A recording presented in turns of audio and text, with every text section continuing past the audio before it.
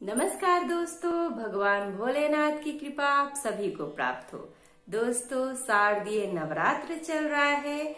ऐसे में शारदीय नवरात्र के इन पावन दिनों में माँ दुर्गा के 9 स्वरूपों की विधिवत भक्तजन पूजा करते हैं और माँ से आशीर्वाद की कामना करते हैं। हिंदू धार्मिक मान्यताओं के अनुसार नवरात्रि के दौरान माँ दुर्गा के 9 स्वरूपों की विधिवत पूजन की जाती है।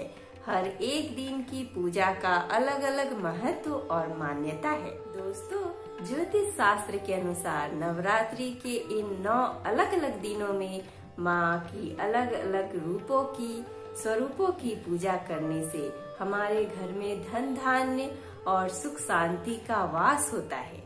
दोस्तों, जैसा कि हम सभी को पता है, नवरात्रि के इन पावन दिनों में माँ की कथा सुनने से, उनकी आरती और उनका भजन करने से माँ हम पर प्रसन्न होती है और उनकी विशेष कृपा हमें प्राप्त होती है।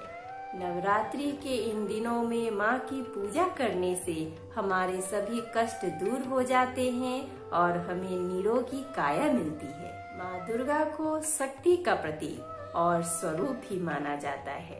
दोस्तों, ऐसी मान्यता है कि माँ ने 9 दिनों तक महिषासुर से युद्ध किया और 10वें दिन उसका वध कर दिया। इसलिए 9 दिनों तक माँ शक्ति की आराधना की जाती है और इन 9 दिनों के अंतराल में माँ की अलग अलग शक्तियाँ की, माँ की अलग अलग स्वरूप की पूजा की जाती है। ऐसे में दोस्तों, आज के वीडियो में हम माँ दुर्गा की कहानी सुनेंगे।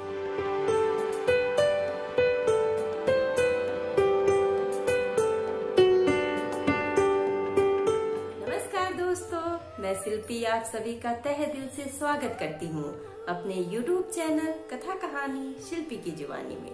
दोस्तों, इस चैनल के माध्यम से मैं आप सभी को हर तरह की कथा और कहानी सुनाऊंगी। अगर आपको मेरी तरह कथा और कहानी सुनना पसंद है तो प्लीज हमारे चैनल कथा कहानी शिल्पी की जुबानी को सब्सक्राइब कर लीजिए। और हाँ दोस्तों, अगर आपकी भी कोई कथा और कहानी है तो हमें कमेंट बॉक्स में कमेंट करके जरूर बताइएगा। चलिए दोस्तों, बैठे बैठे क्या करें, करना है कुछ काम।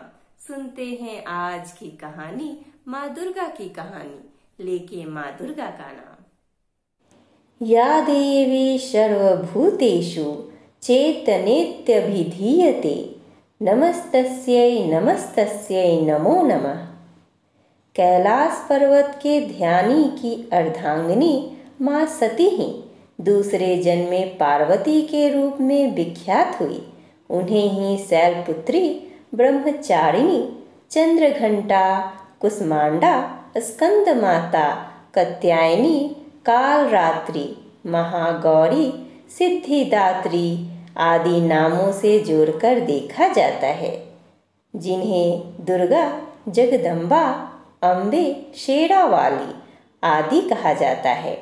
वे सदा शिव की अर्धांगिनी है। आदि सतयुग के राजा दक्ष की पुत्री सती माता को शक्ति कहा जाता है। शिव के कारण उनका नाम शक्ति हो गया। हालांकि उनका असली नाम दक्षायनी था। यज्ञ कुंड में कूदकर आत्मदाह करने के कारण भी उन्हें सती कहा जाता है। बाद में उन्हें पार्वती के रूप में जन्म लिया था।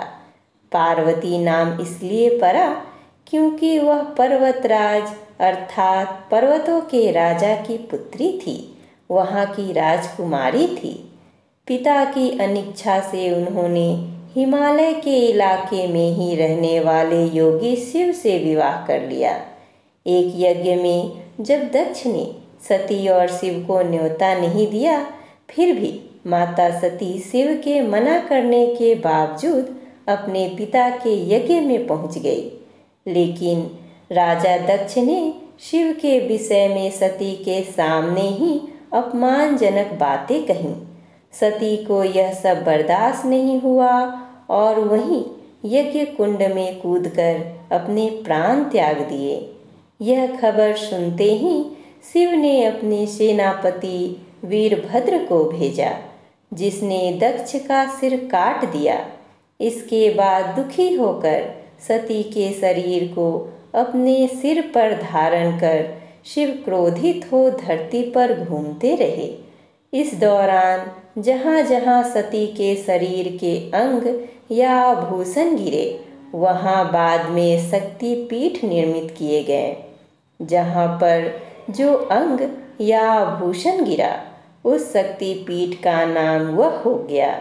इसका यह मतलब नहीं कि अनेक माताएं हो गई। माता पार्वती ने ही शुंभ, निशुंभ, महिषासुर आदि राक्षसों का वध किया था। माँ के एक हाथ में तलवार और दूसरे में कमल का फूल विराजमान है। पीतांबर वस्त्र, सिर पर मुकुट, मस्तक पर श्वेत रंग का अर्धचंद्र तिलक और गले में मणियों मोतियों का हार है। शेर हमेशा माता के साथ रहता है। जो दिल से पुकार निकले वही प्रार्थना, न मंत्र न तंत्र और न ही पूजा पाठ। प्रार्थना ही सत्य है। माँ की प्रार्थना या स्तुति के पुराणों में कई श्लोक दिए गए हैं। शिव का धाम कैलाश पर्वत है, वहीं मानसरोवर के समीप माता का धाम है, जहाँ दाक्षायणी माता का मंदिर बना है। वहीं पर माँ साक्षात विराजमान है।